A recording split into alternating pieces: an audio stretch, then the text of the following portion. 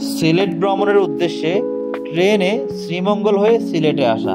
প্রচণ্ড বৃষ্টিতে আটকে পড়া পানি সম্পর্কে যখন সবাই উদাসীন, একটা বাচ্চাকে দেখলাম পানি নিষ্কাশনের চেষ্টা করতেছে। তা আমরা চলে আসলাম ওসমানীনগরে। মুক্তিযুদ্ধের প্রধান সেনাপতি জেনারেল এম.এ.জি. ওসমানীর নামেই এই উপজেলার নাম ওসমানীনগর, এবং এই বাড়িটাই হচ্ছে আতাউল গনি ওসমানী তথা এম.এ.জি. ওসমানীর বাড়ি।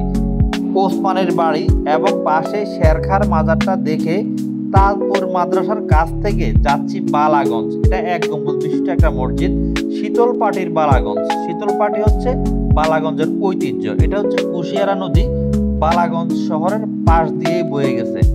এখানে একটা মন্দির এবং মঠও রয়েছে। যা হোক, বালাগঞ্জটা ঘুরে সেই ওসমানপুর এক গম্বুজ মসজিদের পাশ দিয়ে আমরা যাচ্ছি জগন্নাথপুর উপজেলা। এখানে জহিরপুর মসজিদ থেকেই জগন্নাথপুরের সীমানা।